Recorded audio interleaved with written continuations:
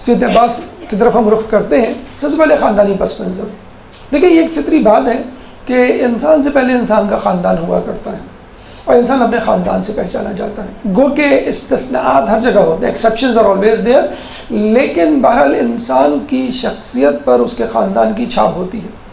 اسی لیے مولا امیر المومنین ایک درود پڑھ دے محمد علیہ محمد اللہ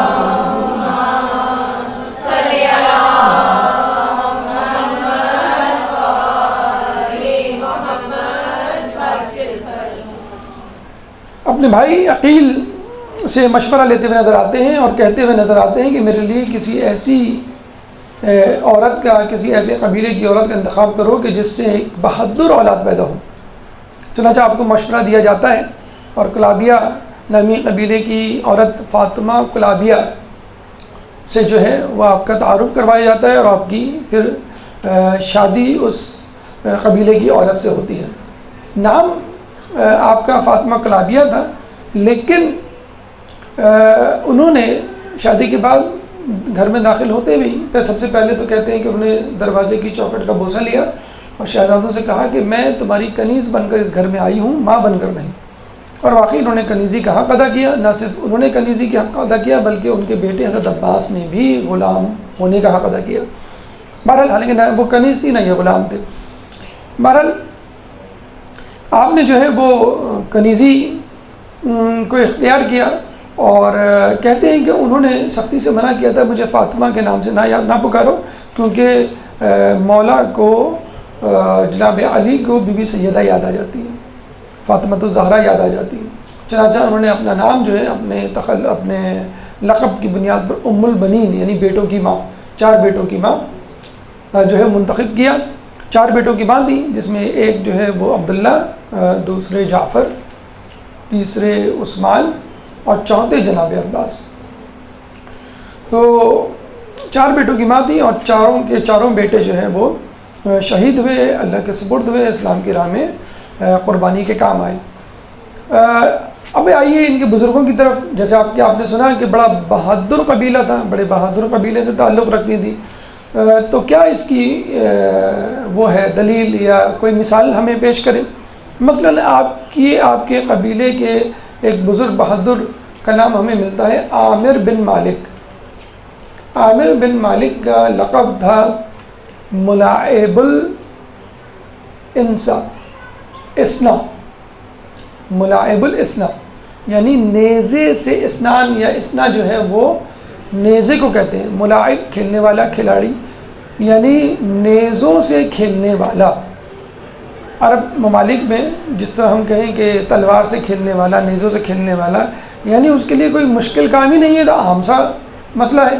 اور آپ نے امین مختار کی فلم میں دیکھا بھی ہوگا کہ مالک اشتر کے بیٹے ابراہیم نے کس طرح نیزے سے کھیلتے ہوئے اس کو کے اپنے دشمن کے سینے میں اتارا.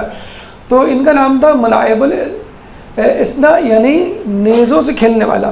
اسی طرح آپ کے خاندان کے بزرگ تھے عامر بن طفیل، جن کے بارے میں کہا جاتا ہے اتنے بہادر تھے، اتنے مشہور تھے اپنی بہادری میں کہ قیصر روم کے دربار میں اگر کوئی شخص عرب ممالک سے آتا تو وہ اس سے پوچھتے کہ تمہارا عامر بن طفیل سے کیا تعلق ہے. اگر وہ کوئی تعلق بتلاتا کہ ہاں میں اس کا دوست ہوں، میں اس کو جاننے والا ہوں، میں اس کا رشتہ دار ہوں، تو وہ اس کی بہت آؤ بھگت کرتا، تحفے تحائف انعام و کرام سے نوازتا. اور اگر تعلق ظاہر نہ کرتا یا تعلق نہ ہوتا تو اس کو کوئی توجہ نہیں دیتا. اسی طرح آپ کے خاندان کے ایک بزرگ ہیں جن کا نام ہے عروہ ریحالی.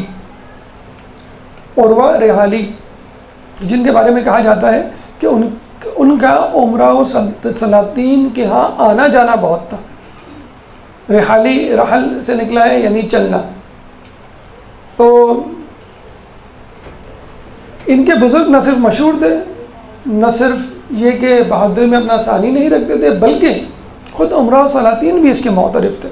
تو ہم یہ کہہ سکتے ہیں کہ بنو ہاشم کے بعد اگر کوئی قبیلہ بہادری میں مشہور تھا تو کلابیہ قبیلہ تھا.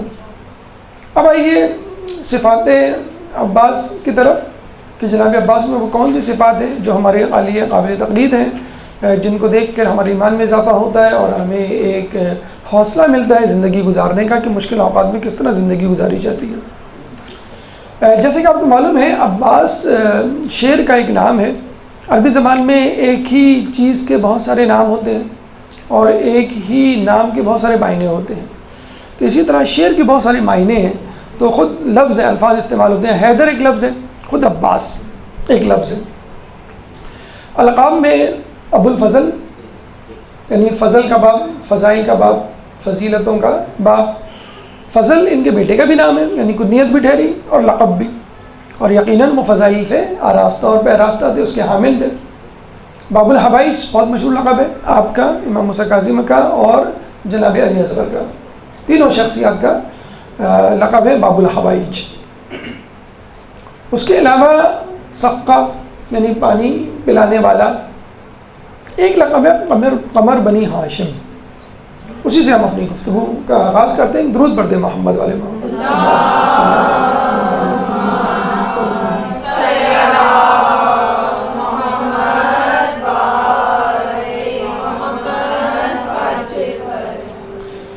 دیکھیے عربی زبان میں بلکہ اردو زبان میں بھی چاند کو خوبصورتی کا استعارہ سمجھا جاتا ہے، سمبل آف بیوٹی. اور اس چاند میں بھی فل مون یعنی قمر یا بدر، مکمل چاند کو اور زیادہ خوبصورتی کا استعارہ سمجھا جاتا ہے. اور بدر یا قمر یا چاند کا خوبصورتی سے تعلق عموماً عورتوں سے منسوب کیا جاتا ہے. تو آپ اندازہ لگا لیجئے کہ جب یہی استعارہ کسی مرد کے لیے استعمال ہوگا تو یقیناً وہ مرد جو ہے بہت ہی وجیح اور بہت ہی خوبصورت ہوگا. اچھا، صرف حضرت عباس نہیں، حضرت عباس کے خاندان میں بہت سارے لوگ، بلکہ پورا خاندان بنی ہاشم. کہا یہ جاتا ہے کہ ایک دفعہ بنو امیہ کے کسی شخص نے امام سے پوچھا کہ کیا وجہ ہے کہ بنی ہاشم کے بزرگوں کی، جوانوں کی داڑیاں بڑی گھنی ہوتی اور ہماری خشخشی یعنی پوری داڑھی نہیں ہوتی. امام نے کہا کہ تم لوگ شجر خبیثہ سے تعلق رکھتے ہو جس میں جھاڑیاں ہوتی ہیں. یعنی جو شجر خبیثہ ہوتا ہے، قرآن میں بھی شجر خبیثہ، شجر طیبہ کا ذکر ہے. شجر طیبہ یعنی معصومین اور اہل بیت کے خاندان کو کہا گیا ہے، شجر خبیثہ بنو امیہ کے خاندان کو کہا گیا ہے ایک تفسیر کے مطابق. تو بنی ہاشم کا خاندان پہلے ہی سے بہت زیادہ خوبصورت وجیح نوجوانوں کا خاندان کہلاتا تھا. مثلا ہم عبد المناف کی بات کرتے ہیں، وہ کہلاتے تھے قمر بطحہ.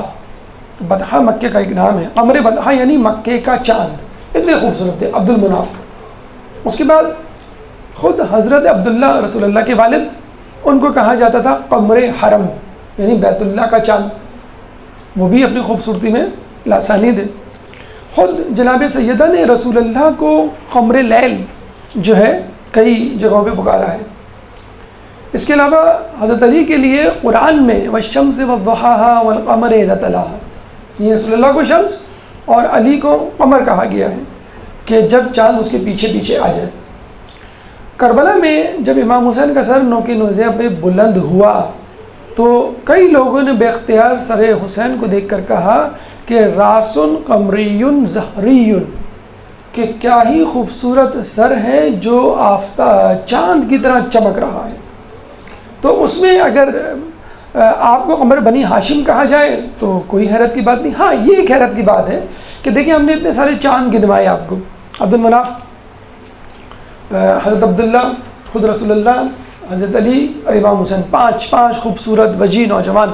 اب اگر آپ کسی کو بتائیں، کوئی آپ سے پوچھے کہ بھئی بنی ہاشم میں خوبصورت لوگوں کے نام یا بنی ہاشم میں کسی خوبصورت آدمی کا نام بتائیں، اب آپ ان کو نام بتانا شروع کرتے ہیں، بھائی کہ یہ جو ہے وہ مناف بھی تھے اور عبداللہ بھی تھے، علی بھی تھے اور رسول اللہ بھی تھے. اور تو آپ سننے والا کیا کہے گا؟ بھائی ایک نام بتا دو، ان میں بہترین نام کون سا ہے، یعنی جو بنی ہاشم کا چاند ہو. تو آپ کہیں گے قمر بنی ہاشم.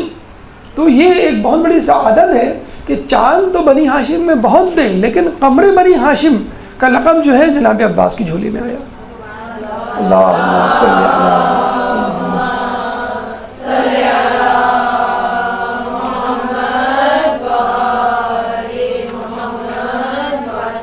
اسے آج کل ایک لفظ استعمال ہوتا ہے نا، جیسے مسٹر ورلڈ. مسٹر ورلڈ کا مطلب ہوتا ہے کہ طاقتور ترین یا خوبصورت ترین دنیا کا انسان. تو قمر بنی ہاشم یعنی بنی ہاشم کا خوبصورت ترین فرد. لیکن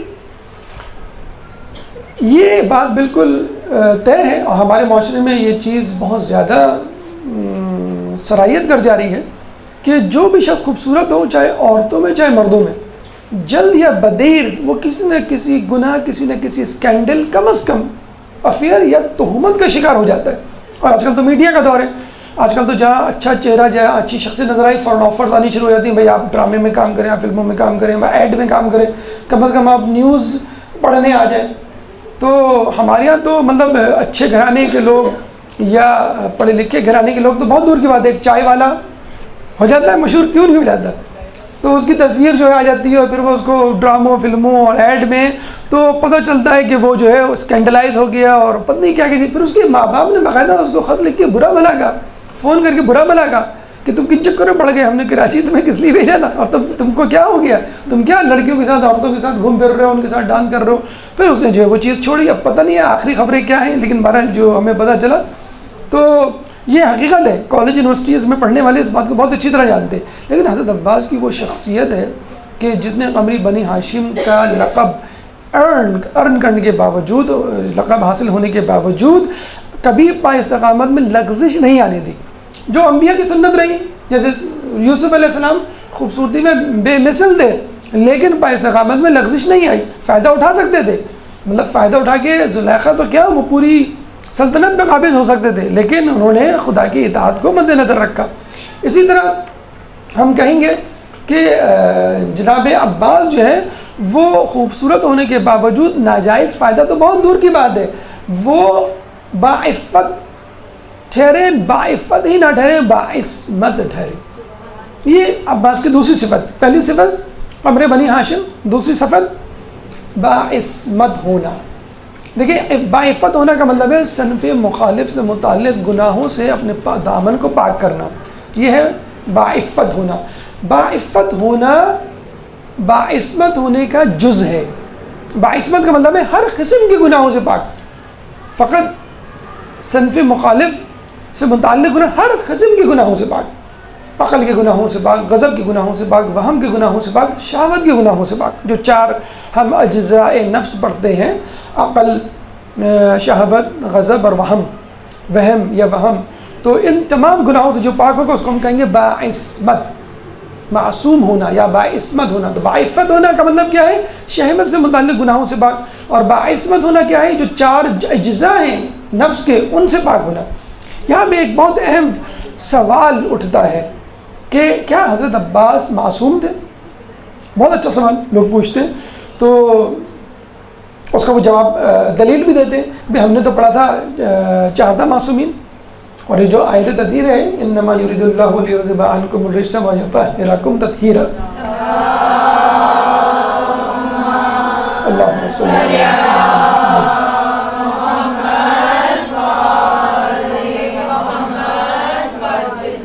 تو اس میں حضرت عباس شامل ہیں۔ اول تو جب یہ آیت اتری تو 5 افراد تھے، حدیث قصہ میں آپ پڑھتے ہیں قصہ میں 5 افراد تھے، تو علماء کہتے ہیں کہ یہ آیت 14 معصومین پہ پوری اترتی ہے۔ اس آیت کی تطبیق یا اس آیت کا مصداق 14 معصومین ہے۔ اس کے بعد اللہ تعالیٰ نے کسی کی ضمانت نہیں لی، وہ تو احراکم تطہیرا کہہ کے، جیسے کہ تم کو پاک کر دینا حق ہے، پاک کر دینے کا حق ہے، اس طرح کسی کی ضمانت نہیں لی۔ اب یہیں پہ آ کے ایک سوال اٹھتا ہے کہ کیا عصمت اختیاری ہے یا اجباری؟ اختیاری یعنی میرے اختیار میں ہے کہ میں باعصمت رہوں عمر بھر، یا جبر ہے اللہ تعالیٰ کی طرف سے، یعنی اللہ تعالیٰ نے 14 معصومین کو اجباری طور پر باعصمت بنایا کہ تم معصوم ہو، معصوم رہو گے، ہماری ذمہ داری ہے، کوئی گناہ تم کو نہیں چھوئے گا۔ تو اب یہاں یہ سوال پیدا ہوتا ہے، اگر اللہ نے اپنے ہاتھ میں اختیار لے لیا، یعنی معصومین پہ جبر کر دیا کہ بس تم معصوم ہو، تو اس میں معصومین کا کیا کمال؟ ان کا کوئی کمال نہیں۔ اگر وہ گناہ سے بچے تو کیا ہوا؟ اللہ نے بچایا؟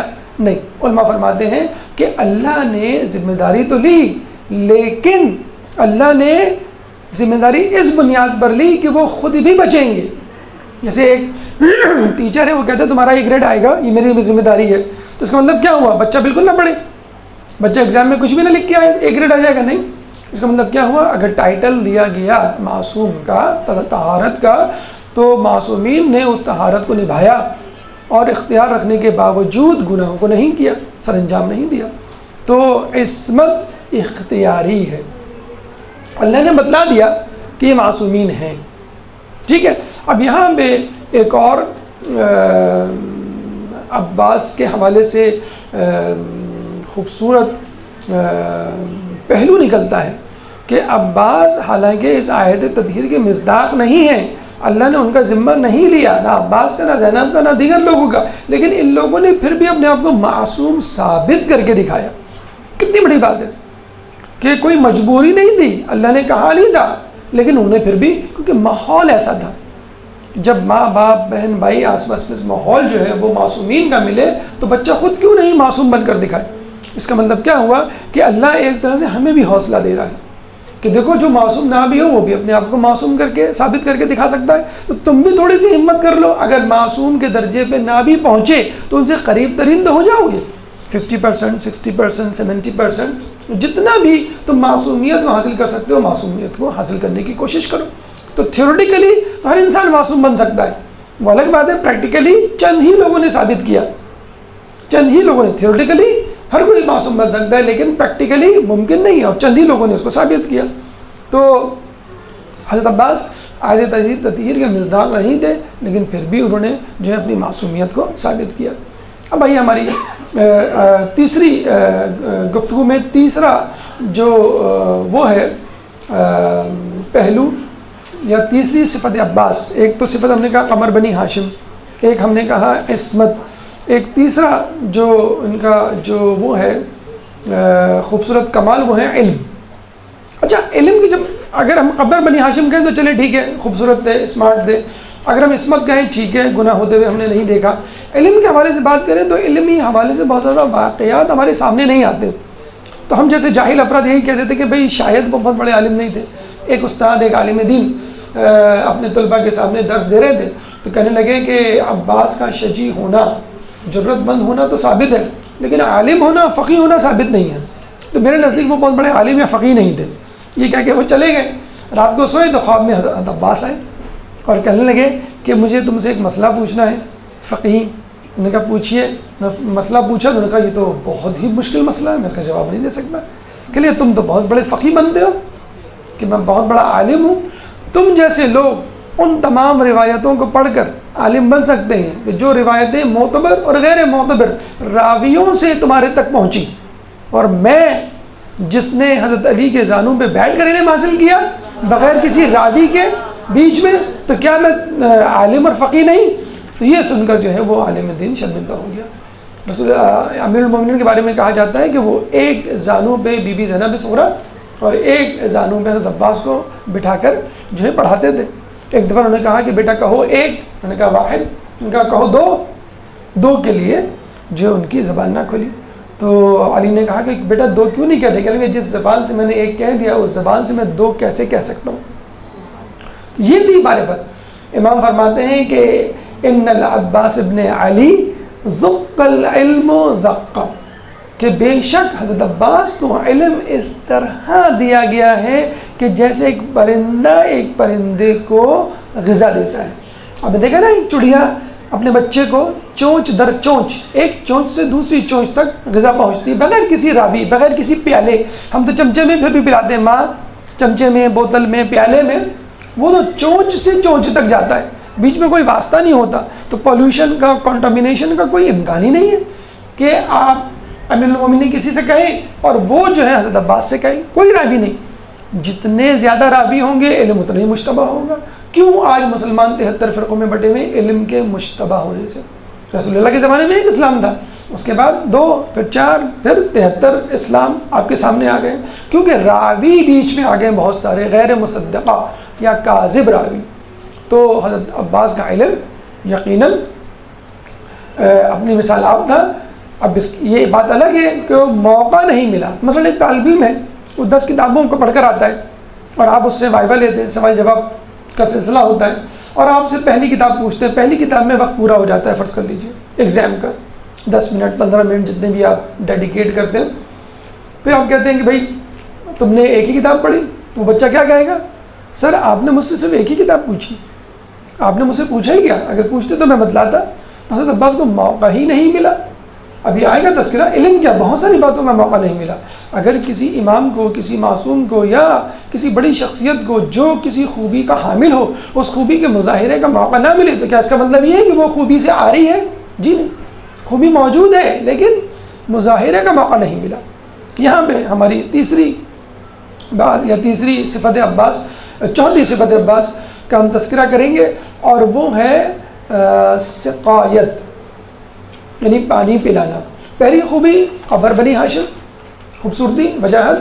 دوسری ان کی خوبی عفت، یعنی عفت نہیں، عصمت. نمبر 3 علم، ٹھیک ہے. اور نمبر 4 سقایت.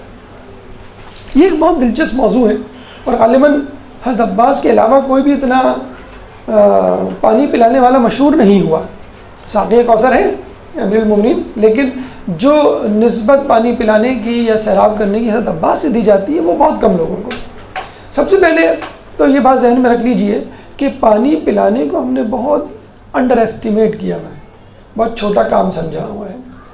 یعنی ہم سے کہا جائے کسی بڑے کام کا تو ہم کر لیں گے، لیکن پانی پلانے کا کہا جائے تو ہم اس کو چھوٹا کام سمجھتے ہیں. مثلا کسی کو کہا جائے کہ بھائی سبیل پہ کھڑے ہو جاؤ، نہیں ہمیں سبیل پہ نہیں کھڑا ہونا، کوئی بڑا کام دیا جائے. یا کسی کو کہا جائے بھائی مہمانوں کو پانی پلاؤ، تو کوئی چھوٹا کام، یہ تو چھوٹا کام ہے، کوئی بڑا کام دیجیے ان کو. تو آپ دیکھیے ابھی اندازہ ہو جائے گا آپ کو کہ پانی پلانا خود کتنا بڑا کام ہے. سب سے پہلے اگر پانی پلانے کی اہمیت کو جاننا ہے تو خود پانی کی اہمیت کو جانیے کہ کیا پانی اہم ہے. مطلب میں آپ کو ایک چیز دیتا ہوں تو پہلے اگر اس چیز کی اہمیت ہوگی تو اس کا دینا بھی اہم ہوگا. یعنی اگر آپ سونا صدقہ کرتے ہیں تو اس کا مطلب ہے سونے کی اہمیت ہے، جبھی تو اس کو صدقہ کرنے کا ثواب ہے بہت زیادہ. جتنی زیادہ قیمتی چیز ہوگی اتنا ہی زیادہ اس چیز کو دینے کا ثواب بھی ہوگا اللہ کی راہ میں یا دوسروں کو دینے کے حوالے سے. پانی کی کیا اہمیت ہے؟ شاید اس وجہ سے پانی کی کوئی اہمیت لوگ نہیں گردانتے کہ فری آف کاسٹ ہے. 2/3 آف دا ورلڈ، 2/3 دنیا کا پانی جو ڈھپا ہوا ہے، ایک بے ذائقہ جو ہے وہ چیز ہے.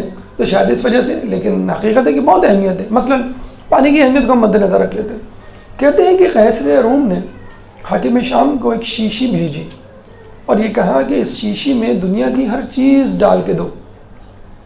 اب عطر کے برابر شیشی، عطر کی جو شیشی ہوتی ہے چھوٹی سی شیشی. اب حاکم شام پریشان ہو گیا کہ اس میں کیا چیز ڈالوں.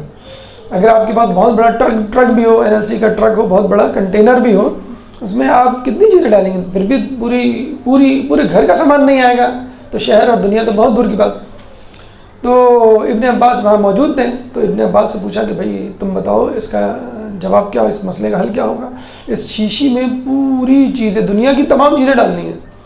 تو حضرت عباس نے کہا کہ اس میں پانی ڈال دو. جب پانی ڈال کے بھیجا تو وہ بڑا خوش ہوا، کہنے لگا بالکل ٹھیک. تو لوگوں نے حضرت عباس سے پوچھا بھائی اس کی کیا وجہ ہے؟ کہنے لگا تم نے سورہ انبیاء آیت نمبر 30 نہیں پڑھی؟ وَجَعَلْنَا مِنَ الْمَاءِ كُلَّ شَيْءٍ، کہ ہم نے ہر چیز کو پانی سے پیدا کیا. تو جب اللہ تعالیٰ نے ہر چیز کو پانی سے پیدا کیا تو پانی منبع ہے ہر چیز کا. اور آپ دیکھ لیجئے پانی درختوں کی حیات کا سبب ہے. پانی نہیں ملے تو درخت مر جائے. درخت نہیں ہوں گے تو جانور درختوں کو کیسے کھائیں گے اور زندہ رہیں گے؟ جانور بھی مر جائیں گے. جب جانور مر جائیں گے تو خود انسان نہ پودوں کو حاصل کر پائے گا یعنی سبزیاں اور پھل، اور نہ جانوروں کا گوشت کھا پائے گا، انسان بھی مر جائے گا. جو ہم قحط سالی دیکھتے ہیں، بارش کا نہ ہونا دیکھتے ہیں، خشک سالی کیا ہے؟ کیوں موت کا سبب بنتی ہے؟ پانی کے نہ ہونے کی وجہ سے. تو بس پانی جو ہے وہ تمام اشیاء کا جو ہے وہ منبع ماخذ ہے. ہم کیوں مریخ میں سائنسدان جو ہے وہ پانی تلاش کر رہے ہیں کہ پانی مل گیا تو سمجھ لو حیات مل گئی. اس کا مطلب ہے پانی جو ہے وہ حیات کا سرچشمہ ہے. پھر اچھا، لوگوں نے جب یہ سوال سنا جواب، تو حضرت عباس کے اس جواب سے بڑے متاثر ہوئے اور متاثر ہو کے کہنے لگے کہ آپ کے علم اور علی کے علم میں کیا فرق ہے؟ یعنی جنہوں نے علی کا علم دیکھا ہی نہ ہو، علی سے استفادہ ہی نہ کیا ہو، تو وہ علی کے ایک شاگرد کو ہی بہت بڑی چیز سمجھے گا کہ بھئی آپ کے علم کا کیا کہنا، تو کیا علی کا علم آپ ہی کے برابر ہے؟ نعوذ باللہ، خدا نہ خواستہ. ابن عباس نے کہا کہ میرے علم اور علی کے علم میں وہی فرق ہے جو قطرے اور سمندر میں ہوتا ہے. میرے علم میں اللہم صلی علی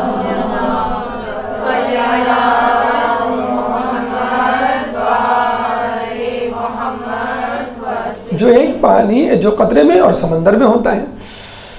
اب آپ اندازہ کر لیجئے کہ لوگ قطرے سے تو استفادہ کر رہے ہیں اور سمندر سے سویزن، سمندر سے دشمنی. اگر لوگ سمندر سے استفادہ کر لیتے تو کہاں پہنچ جاتے؟ قطرے سے استفادہ کرنے پر کیسے روم سے جان چھٹ گئی، ورنہ وہ جان کو آ جاتا کہ تم کیسے مسلمان ہو، تم لوگوں کو اس سوال کا جواب نہیں پتہ. تو یہ تھا ابن عباس کا جواب. اور جب بات چلی پانی کی اور حضرت علی کی، تو کسی نے حضرت علی نے سوال کیا کہ مولا یہ بتلائیے کہ پانی میں کس چیز کا مزہ ہے؟ ہر چیز کا ایک مزہ ہوتا ہے نا، ٹیسٹ ہوتا ہے، کڑوا ہوگا، میٹھا ہوگا، تیکھا ہوگا، نمکین ہوگا. تو پانی میں کس چیز کا مزہ ہے؟ اچھا آپ یہ پڑھ چکے ہیں، سائنس بھی کہتی ہے، تمام لوگ اس بات پہ متفق ہے، سائنس وہ پانی جو ہے بے مزہ ہوتا ہے. نجاست کے چیپٹر میں آپ پڑھتے ہیں نا، جب تک اس کا رنگ بو ذائقہ تبدیل نہ ہو جائے. تو ذائقہ کا مطلب ہے کہ اس کو ذائقہ نہیں ہوتا ہے، رنگ نہیں ہوتا ہے، بو نہیں ہوتی ہے. اگر اس میں کوئی چیز آ جائے تو اس چیز کی ہوگی جو اس میں ملائی گئی ہے. کافور مثلا بیری کے پتے یا جو بھی چیز نجاست، طہارت، جو بھی چیز بری چیز اس میں گری ہو، ملائی گئی ہو. تو مولانا سب سے پہلے تو یہ کہا کہ تو نے یہ سوال الجھنے کے لیے پوچھا ہے یا سلجھنے کے لیے؟ کچھ لوگ سوال ٹیسٹ کرنے کے لیے بھی پوچھتے ہیں، الجھنے کے لیے بھی پوچھتے ہیں. تو بیچارہ لاجواب ہو گیا. پھر مولانا نے اس کو جواب دیا، یعنی کہ ٹال دیا. ہمیں جواب نہیں آیا تو ہم کہتے ہیں ہم یہی جواب دیں گے نا کہ تم جو ہے ٹائم پاس کرو، چلو جا کے دوسرے کمرے میں بیٹھ کے پڑھو، شاباش. تو مولانا نے کہا کہ پانی میں حیات کا مزہ ہے. حیات، اللہم صلی علی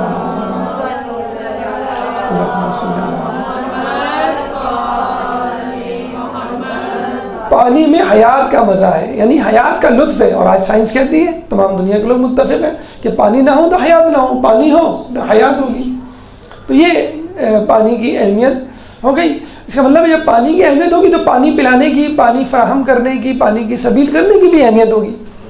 سعد بن عبادہ انصار کے امیر، اور ایک روایت کے مطابق جب جنگ نہیں ہوا کرتی تھی تو علم سعد بن عبادہ کے پاس رہا کرتا تھا. تو سعد بن عبادہ نے کہا رسول اللہ سے میری ماں کا انتقال ہو گیا ہے اور میں جو ہوں وہ کچھ صدقہ کرنا چاہتا ہوں، تو کیسا ہے؟ تو رسول اللہ کا بہت اچھا خیال ہے، بہت اچھی بات ہے، صدقہ کرو. تو انہوں نے پوچھا آپ بتلائیے بہترین چیز کیا ہے جس کو میں صدقہ کر سکتا ہوں اپنی ماں کو ایصال ثواب پہنچانے کی غرض سے؟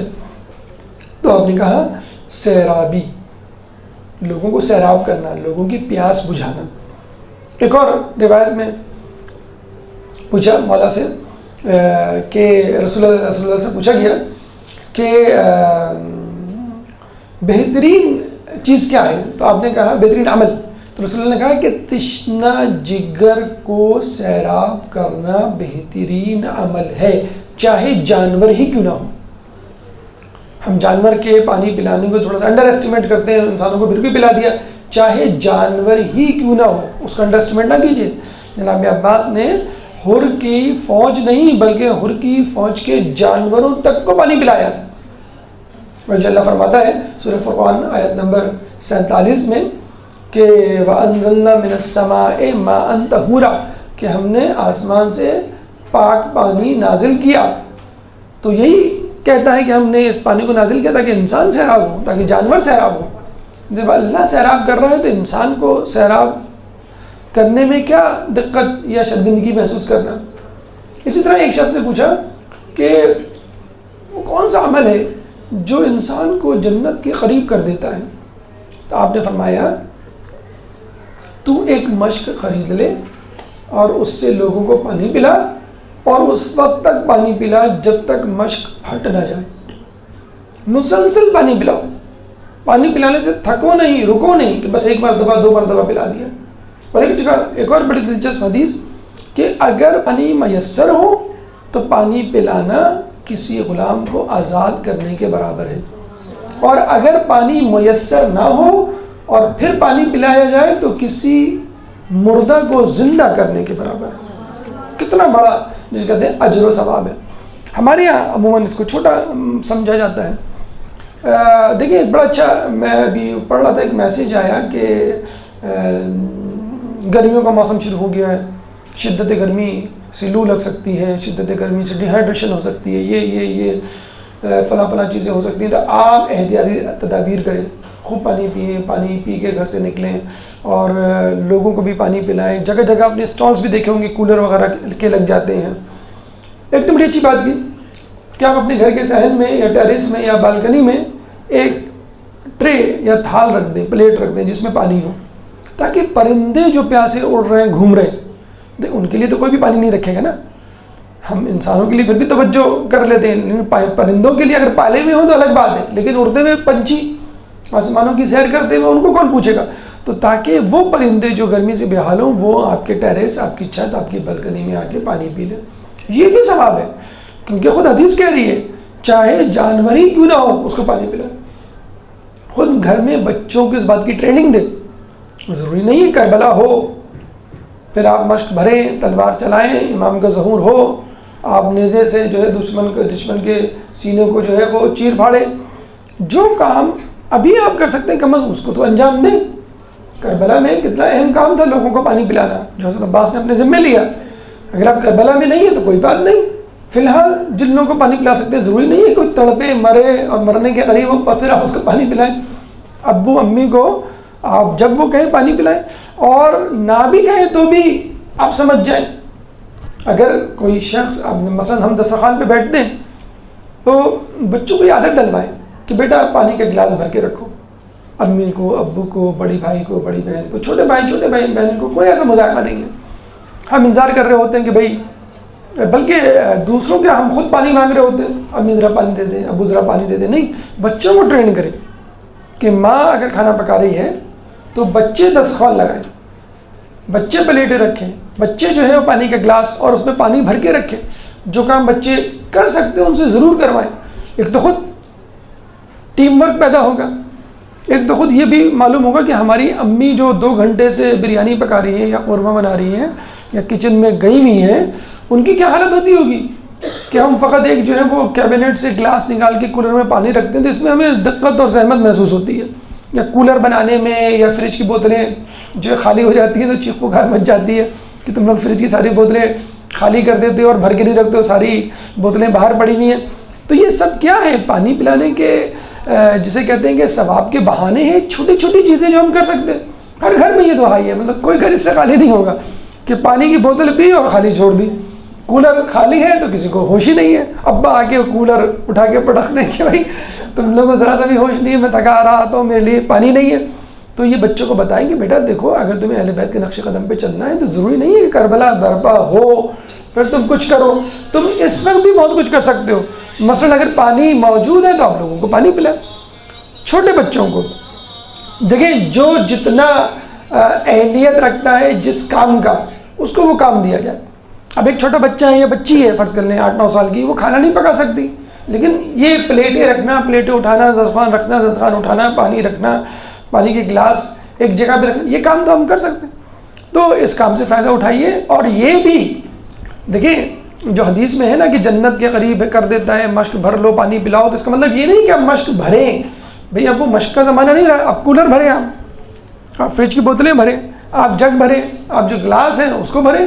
مطلب جو چیز موجود ہے بس اس کو آپ کریں.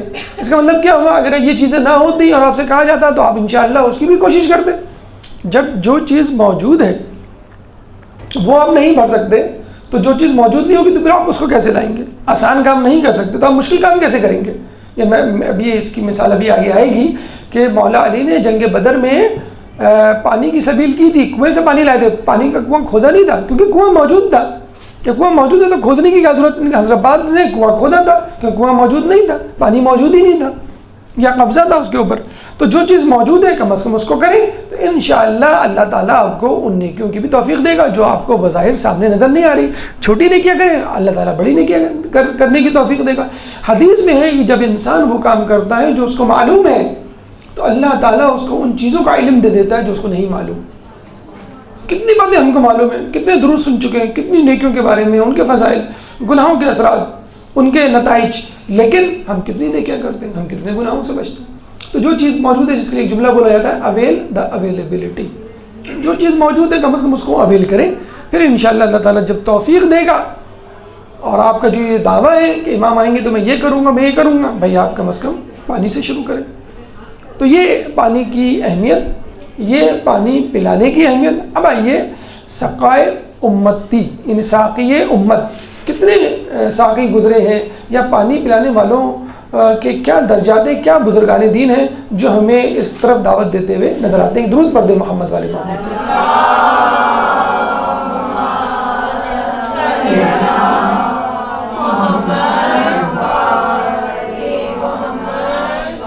دیکھیں سب سے پہلے اگر ہم بات کریں کہ پانی پلانے کی اہمیت کے حوالے سے، تو خدا خود ساقی ہے۔ وَأَنزَلْنَا مِنَ السَّمَاءِ مَاءً طَهُورًا، سورہ فرقان آیت نمبر 47 کہ اللہ تعالیٰ خود کہتا ہے کہ ہم نے پانی کو نازل کیا جس سے انسان پیتے ہیں، جانور پیتے ہیں، پودے سیراب ہوتے ہیں۔ اور اگر ہم پیچھے جائیں تو ہمیں ملے گا کہ جناب قصی پہلے بزرگ کہ جنہوں نے جو ہے وہ کنواں کھودنے کا کام شروع کیا، زمین سے پانی نکالنے کا کام شروع کیا، اور پانی درآمد کرنے کا کام کیا کہ پانی موجود نہیں ہوتا تھا تو باہر سے کہیں سے پانی لے کر آتے تھے اور پھر لوگوں کو سیراب کیا کرتے تھے۔ پھر اس کے بعد عبد المطلب، انہوں نے تو بہت زیادہ کام کیا، بہت زیادہ مشہور ہوئے پانی پلانے والوں کے حوالے سے۔ حجاج اکرام جو آیا کرتے تھے ان کو پانی پلایا کرتے تھے، کنویں کھودا کرتے تھے، اور ان کے بارے میں تو یہ ملتا ہے کہ اتنا زیادہ ان کو شہرت مل گئی تھی کہ لوگ ان سے جلنے لگے تھے کہ ان کا نام بہت زیادہ ہے کیونکہ لوگوں کو پانی پلاتے ہیں، لوگوں کی ضیافتیں کرتے ہیں۔ تو کہتے ہیں کہ جو انہوں نے کنویں کھودے تھے اور جو پانی کے ذخیرے انہوں نے مہیا کیے تھے اس میں لوگ رکھ نہیں ڈالتے تھے اور کوشش کرتے تھے کسی طرح ان کا پانی ضائع ہو جائے، اور جو بھی شخص یہ کام کرتا وہ کسی نہ کسی مرض میں مبتلا ہو کے مر جاتا۔ آپ کے بارے میں ملتا ہے کہ آپ کنویں میں کشمشیں ڈال دیتے تھے تاکہ پانی میٹھا ہو جائے، لوگوں میٹھا آج کل آ گیا ہے نا فلیورڈ واٹر، لیمن واٹر، امرود کا، سیب کا، کیلے کا، مختلف۔ دیکھیں وہی حضرت عبد المطلب کی سنت تھی جو آج کل جو ہے دبئی اور کراچی کے سٹورز میں آپ کو ملتا ہے، فلیورڈ یا وٹامن والا واٹر جو ہے پانی آ گیا ہے، گلاب کی خوشبو والا پانی آ گیا ہے، وغیرہ وغیرہ۔ تو کشمش آپ خود بتائیں کہ ایک گلاس میں 2-4 کشمشیں تو ڈلیں گی نا میٹھا ہونے کے لیے، یا ایک بوتل میں 10-12 ڈلیں گی، تو کنویں میں کتنی کشمشیں ڈلتی ہوں گی کہ اس کا پانی میٹھا ہو جائے۔ اور صرف پانی نہیں، ایک بہت بڑا حوض انہوں نے بنایا، اس میں کیا ڈالا؟ دودھ، پورے حوض میں دودھ ہی دودھ، پانی نہیں۔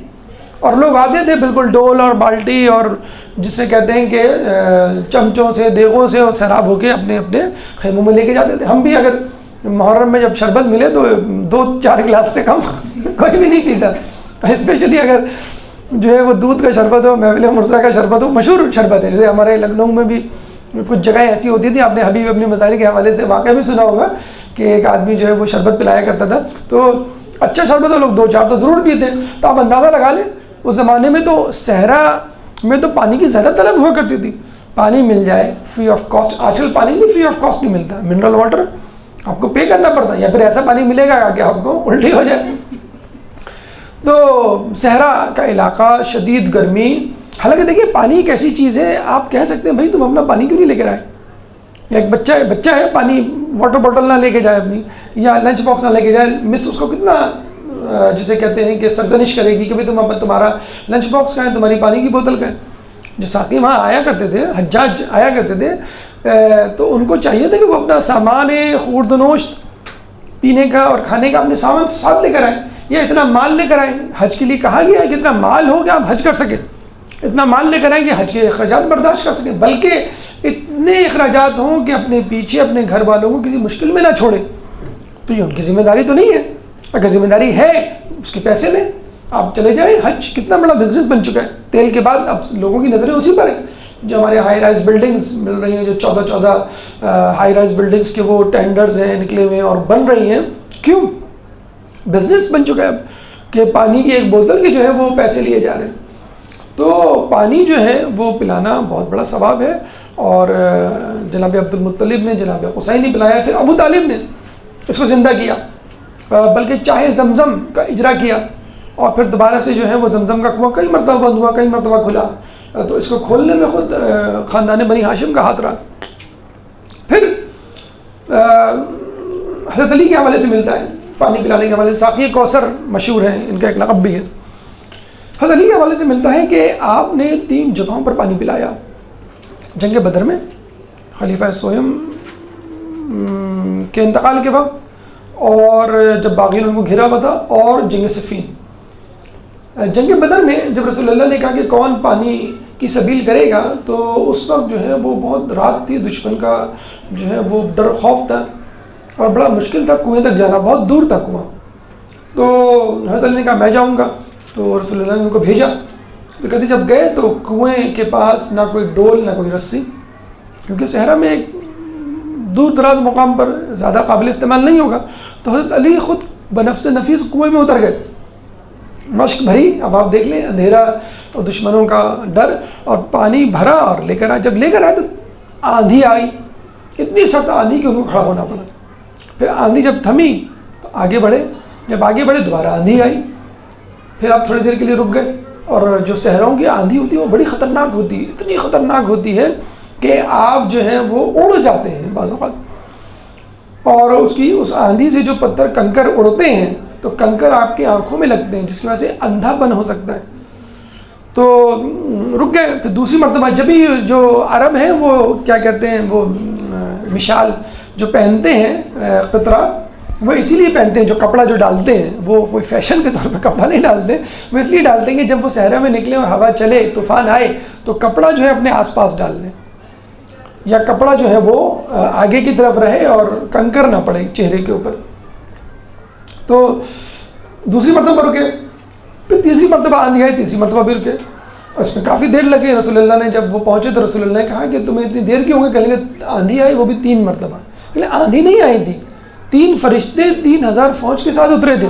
پہلی مرتبہ جبرائیل علیہ السلام 1000 فرشتوں کے ساتھ، دوسرے میکائیل علیہ السلام 1000 فرشتوں کے ساتھ، تیسرے اسرافیل علیہ السلام 1000 فرشتوں کے ساتھ، اور تینوں فرشتے تمہیں سلام کرنے اترے تھے، اور تینوں نے تم کو سلام کیا۔ اللہم صلی اللہ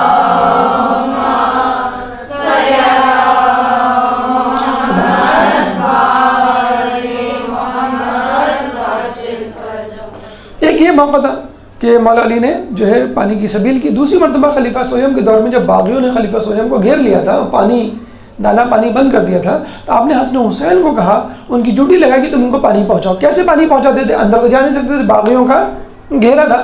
تو حسن حسین پانی سے کپڑے کو گیلا کرتے، اور اس گیلے کپڑے کو دیوار کے پیچھے سے پھینک دیا کرتے تھے اندر، اور خلیفہ سویم اس کپڑے کو پکڑتے اور پھر اس کپڑے کو نچوڑتے، نچوڑنے میں جو پانی گرتا اس سے اپنے حلق کو سیراب کرتے۔ تو علی نے تو خلیفہ سویم کو پانی پہنچایا، یہ بعد میں الٹا الزام لگا علی پہ کہ انہوں نے پانی بند کیا، اس لیے ہم کربلا میں ان پر پانی بند کریں گے، یہ الزام لگایا گیا تھا، حالانکہ علی نے پانی پہنچایا۔ دوسری مرتبہ، تیسری مرتبہ جنگ صفین میں جب علی کی فوج آئی تو حاکم شام کی فوج نے فرات پہ قبضہ کر لیا اور لوگوں کو پانی نہیں دیا۔ لوگوں نے آ کے کہا حضرت علی کو، حضرت علی نے کہا کہ تم جا کے قبضہ کر لو، لیکن دیکھو خود بھی پانی پینا، دشمن کی فوج کو بھی پلانا۔ پھر علی کا لشکر جو ہے وہ گیا اور معاویہ کی فوج کو جو ہے ہٹایا اور خود قبضہ کیا اور خود بھی پیا، لوگوں کو پلایا۔ یہاں پر لوگ کہتے ہیں کہ علی کی سقایت یا پانی پلانے کی کوشش کے باوجود حضرت عباس کو سقا کیوں کہا گیا ہے؟ حضرت علی ساقی ہے اور وہ سقا۔ ساقی اور سقا میں کیا فرق ہے؟ جو ساجد اور سجاد میں ہے۔ ساجد سجدہ کرنے والا، سجاد بہت سجدہ کرنے والا، ساقی پانی پلانے والا، سقا یعنی بہت زیادہ پانی پلانے والا۔ حالانکہ عباس نے تو پانی پلایا ہی نہیں، یہی تو ان کا کمال ہے۔ لوگ کہتے ہیں کہ یہی حسرت ان کا کمال ہے۔ دیکھیں حضرت عباس کو گستاخی اگر نہ ہو علی کی ذات میں، حضرت عباس کو پانی پلانے کے حوالے سے حضرت علی پر فوقیت ہے۔ علماء فرماتے ہیں کیسے؟ کہ حضرت علی نے جنگ بدر کے موقع پر، فرض کر لیں ہم پہلی مرتبہ جنگ بدر کے موقع پر پانی کی سبیل کی تو کنویں سے پانی لے کر آئے، کنواں کھودا نہیں۔ حضرت عباس نے کنواں کھودا، اور ایک نہیں کئی کنویں کھودے، 5 محرم سے مسلسل کنویں ہی کھود رہے تھے وہ، اور کسی میں پانی نہیں نکلا، لیکن کنویں تو کھودے انہوں نے، مسلسل کنویں کھودے۔ نمبر 1۔ نمبر 2، آپ نے خلیفہ سہیب کو پانی پہنچایا۔ ابھی ہم نے کہا کہ پانی میسر کرنا اور پانی پلانا فرق ہے۔ پانی پلانا کا مطلب ہے غلام آزاد کرنا، پانی میسر کرنا، میسر یعنی موجود نہیں ہے، سبیل کریں کہیں سے لے کر آئے آپ، تو پانی موجود نہیں تھا کربلا میں، یعنی قبضہ تھا، اور وہ سبیل کرتے تھے، کنواں کھودتے تھے یا فرات سے جا کے لانے کی کوشش کرتے تھے۔ اور تیسری مرتبہ صفین میں لشکریوں کو کہا کہ جاؤ فرات پہ قبضہ کرو، خود نہیں گئے. حضرت عباس بنفس نفیس خود فرات پر گئے، خود لشکر کا کام کیا. پورا لشکر موجود ہونا چاہیے فرات پہ قبضے کے لیے، آپ تنہا فرات پہ جا کے قبضہ کر لیتے ہیں. یہ تینوں کام حضرت علی نے نہیں کیے، لیکن اس کے باوجود حضرت علی لوگوں کو پانی پلانے میں کامیاب ہو گئے. خلیفہ سویم کو بھی، بدری لشکریوں کو بھی، اور صفین میں اپنے اور دشمن کے مجاہدین کو بھی، دشمن کے لوگوں کو بھی. یہاں حضرت عباس ان تمام چیزوں کو کرنے کے باوجود، یعنی ایکسٹرا ایفرٹ کرنے کے باوجود سکینہ کو پانی نہیں پلا سکے، خیمے میں پانی نہیں لے جا سکے. یہ جو حسرت ہے اس کو تاریخ کے الفاظ ڈیفائن نہیں کر سکتے، ڈسکرائب نہیں کر سکتے. یہ وہی شخص محسوس کر سکتا ہے کہ جس کے دل میں ایک نرمی ہو یا حساسیت ہو. تو اسی لیے عباس کا لقب جو ہے وہ سقا ہے، اور حضرت علی کا لقب ساقی ہے. اور یہ سنت جو ہے نہ صرف بنی ہاشم کے بزرگوں نے بھی ادا کی، بلکہ خود اللہ بھی ادا کرتا ہوا نظر آتا ہے. اس کے بعد حضرت عباس کی اور بھی صفات ہے، مثلا شجاعت ہے، مثلا علم بردار ہونا ہے. اور اس کے بعد ادوار عباس یعنی 3 ائمہ کے دور میں انہوں نے کس طرح زندگی گزاری، اس کا تذکرہ ایک وقفے کے بعد ایک درود پڑھتے محمد والے محمد. حضرت عباس کی سیرت کے حوالے سے گفتگو جاری تھی، اور ہم نے کہا کہ آپ قمر بنی ہاشم تھے، آپ باعصمت تھے، آپ علم والے تھے، اور آپ سقا تھے، یعنی پانی پلانے والے. اس کے بعد ایک صفت، ظاہر سی بات ہے اس صفت کو حضرت عباس سے نہیں جدا کیا جا سکتا، اور وہ ہے شجاعت. تو یہ سن لیجیے پہلے کہ شجاعت اجزائے کردار میں سے ہے. اجزائے کردار کیا ہیں؟ 4 اہم اجزاء ہیں. آدمی باحکمت ہو، آدمی شجاع ہو، آدمی باعصمت ہو، اور آدمی عادل ہو. یہ 4 چیزیں ہیں. 4 اہم ترین خصوصیات گردانی گئی ہیں کسی بھی انسان کو کمال معراج پر پہنچانے کے لیے. عاقل ہو یعنی حکیم ہو، عقل مند ہو، شجیع ہو یعنی شجاعت والا ہو، باعصمت ہو، اور عادل ہو. دیکھیے جو ہم نے 4 اجزاء پڑھے ہیں نا نفس کے، آپ کو شاید پتہ ہوں گے کہ ایک ہوتا ہے عقل، اس سے نکلا حکیم ہو. ٹھیک ہے، عقل کی انتہا معراج حکیم ہونا ہے. پھر ہم نے کہا غضب ایک خصوصیت ہے، اجزاء ہے کس کا؟ نفس کا. تو غضب اگر پیوریفائی ہو جائے گا تو وہ شجاعت میں تبدیل ہو جائے گا. پھر ہے شہوت، شہوت کنٹرول میں ہوگی تو آپ باعصمت کہلائیں گے، گناہ نہیں کریں گے. ایک ہوتا ہے وہم، وسوسہ، اگر وہ نہیں ہوگا تو انسان عادل ہوگا. بس یہ 4 خصوصیات ہیں. یہ نفس کی سائنس کے حوالے سے جو لیکچر دیا تھا اس میں تفصیل سے اس کی ڈسکشن ہے. نمبر 1 بات. نمبر 2 بات، شجاعت اور جرت میں فرق ہے. شجاعت انسانی وصف ہے اور جرت حیوانوں کا وصف ہے. اس کا مطلب ہے جو شجاعت ہمیشہ ظاہر ہو اور انسان کے بس میں نہ ہو وہ جو ہے جرت کہلائے گا. تو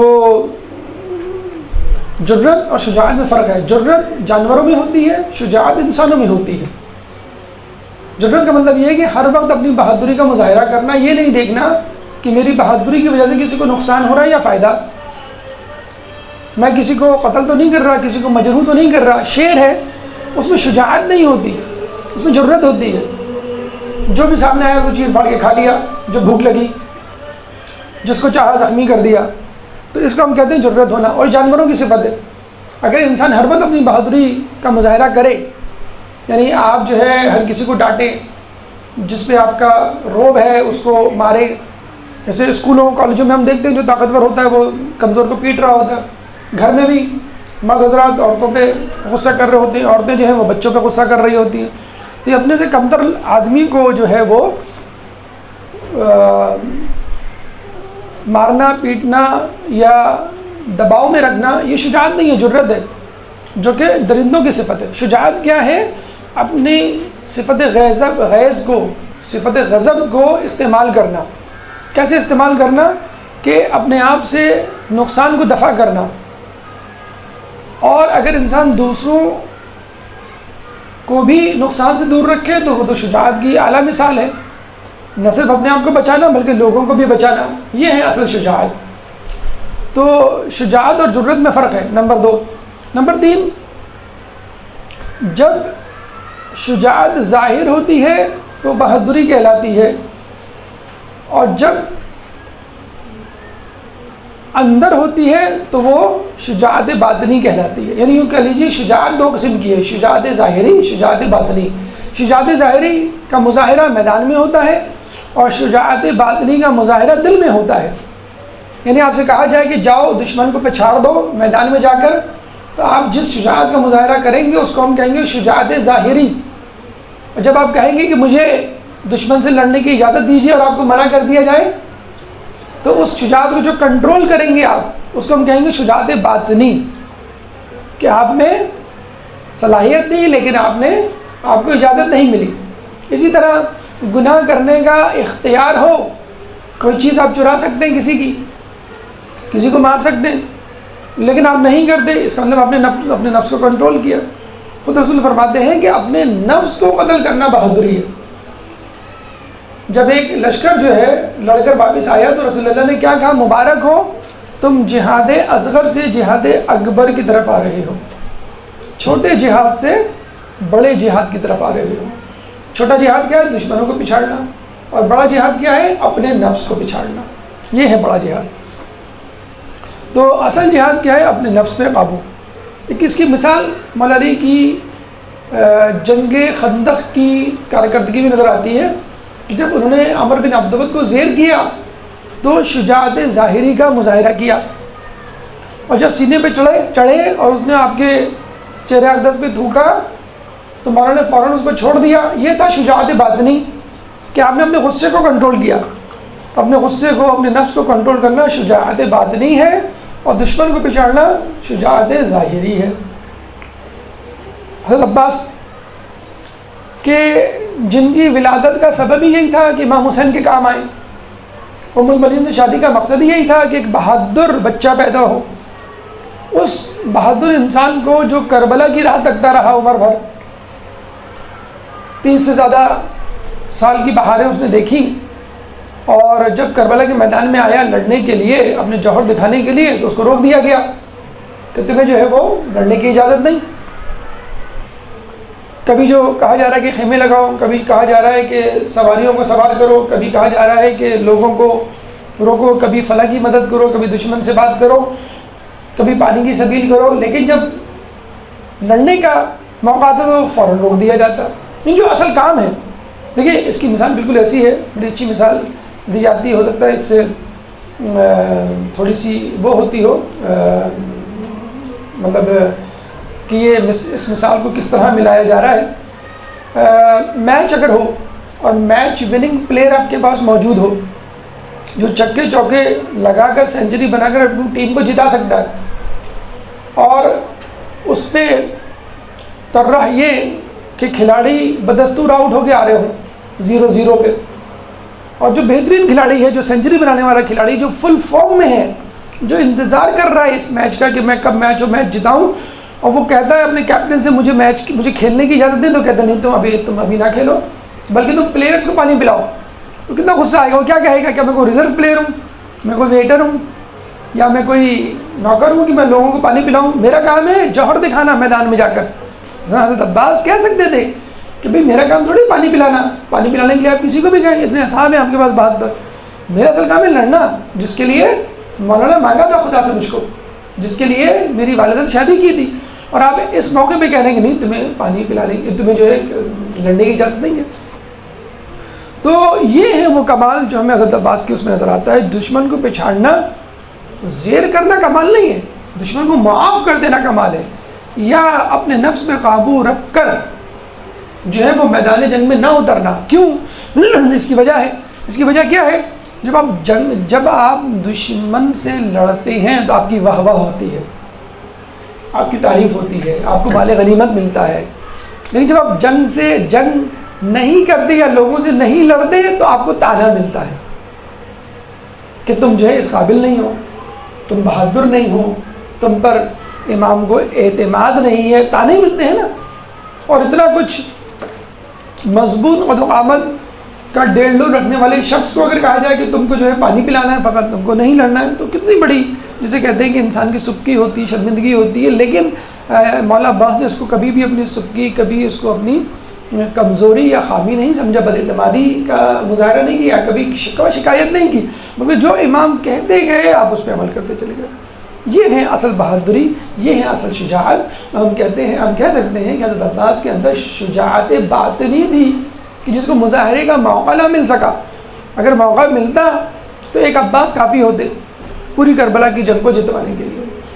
زہیر بن قیل نے جب یہ کہا تھا کہ کل کربلا کا معرکہ ہے، کل آپ کو بہادری کے جوہر دکھانے، تو کہتے ہیں عباس نے انگڑائی لی تھی کہ رکابیں جو ہیں وہ ٹوٹ گئی تھی، اور کہا تھا تم نے کیا یاد دلا دیا، تم دیکھنا تو جب کل ہوگی صبح تو میں کیا کر کے دکھاتا ہوں، اور میں ثابت کروں گا کہ میں نے جس مقصد کے لیے میں آیا تھا وہ میں نے مقصد پورا کر دیا.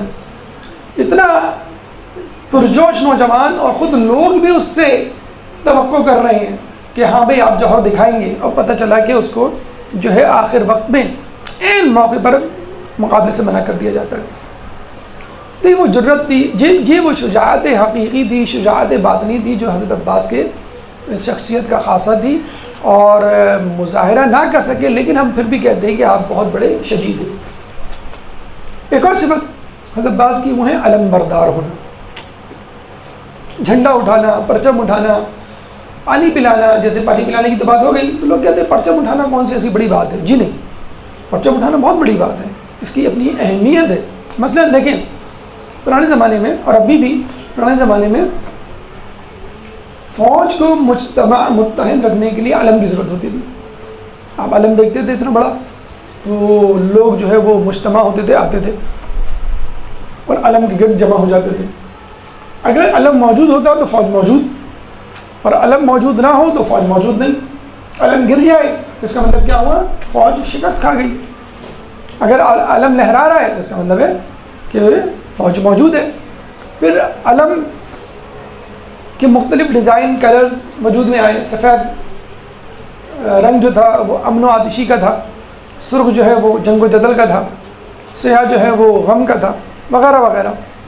تو جو فوج ہار جاتی تھی وہ اس کا علم نیچے سرنگوں کر دیا جاتا تھا، اور جو جیت جاتی تھی اس کا پرچم لہراتا تھا. اس کے بعد دشمنوں کا یہ وتیرہ، یہ حکمت عملی ہو گئی کہ سب سے پہلے علم اور علم بردار کو ٹارگٹ کرو. اگر علم گر گیا، اگر علم بردار مر گیا تو بس لوگوں کے، فوج کے حوصلے پست ہو جائیں گے. تو آپ سمجھ سکتے ہیں کہ علم بردار کی کیا اہمیت ہوتی ہوگی، کتنا مضبوط وہ نوجوان ہونا چاہیے کہ جو ایک ہاتھ میں علم کو سنبھالے اور دوسرے ہاتھ میں جس کے تلوار ہو، اور نہ تلوار گرے نہ علم، دونوں کی صورت میں. اگر تلوار گر گئی تو بھی آپ کا قلعہ ہو جائے گا اور علم گر جائے گا، اور اگر علم گرا تو فوج کے حوصلے جو ہیں وہ پست ہو جائیں گے.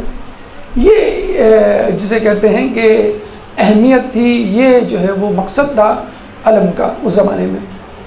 علم بردار کی بھی اہمیت، جیسے ہم نے کہا نا کہ اگر پانی کی اہمیت ہے تو پانی پلانے کی بھی اہمیت ہوگی. تو اب اگر علم کی اہمیت کو آپ نے سمجھ لیا تو اس کا مطلب ہے کہ علم بردار کی اہمیت کو بھی سمجھنا ہوگا، بلکہ علم بردار کی کچھ شرائط ہونی چاہیے جس کی بنا پہ ہم کہیں گے بھائی فلاں کو علم دینا چاہیے. میں آپ کو بتاتا ہوں، رسول اللہ کے دور میں ہمیشہ علم حضرت علی کے پاس ہوا کرتا تھا. جنگ احد میں حضرت علی کا سیدھا بازو زخمی ہوا تو علم ذرا جھولنے لگا، تھوڑا نیچے جانے لگا، تو کسی شخص نے علم کو پکڑ کے اپنے ہاتھ میں لینا چاہا.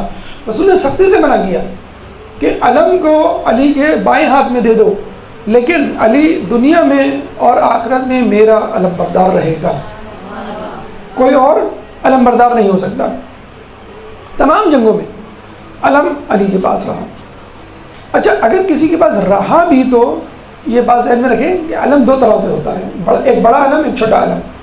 بڑا علم جو علم بردار کے پاس ہوتا ہے، چھوٹا چھوٹا علم فرض کر لیں آپ کو کہا کہ ابھی تم فلاں شمال کی طرف جاؤ، پہاڑی کی طرف، اور وہاں پر جو ہے وہ فلاں فوج کا ایک گروہ، ایک لشکر موجود ہے، اس پہ دھاوا بولو.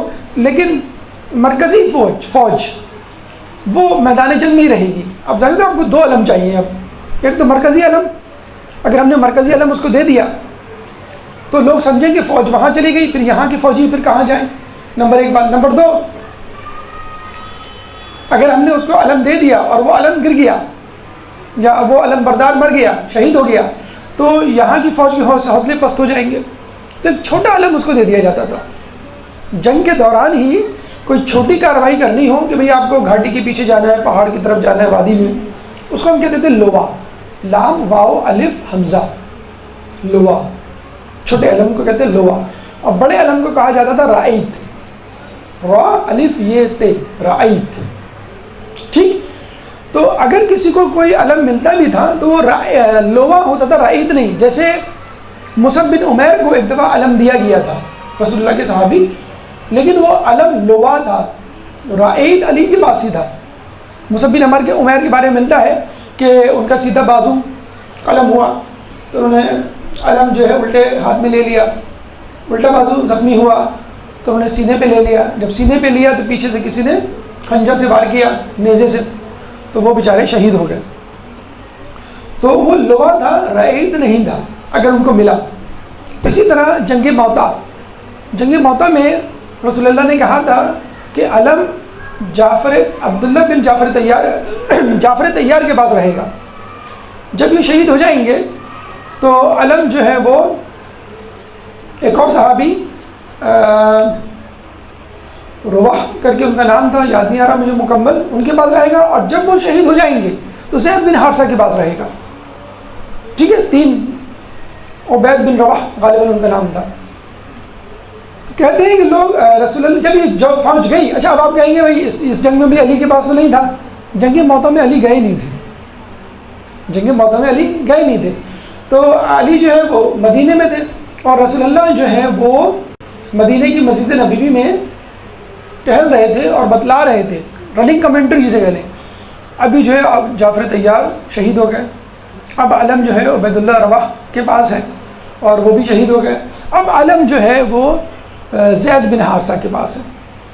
دیکھیے رسول اللہ کو معلوم تھا کہ جعفر طیار شہید ہوں گے، ان کو معلوم تھا اس کے بعد جو دوسرے علم بردار ہیں عبید اللہ رواح وہ بھی شہید ہوں گے، پھر تیسرے کے بعد آئے گا. اسی لیے انہوں نے پہلے ہی سے تینوں علم برداروں کا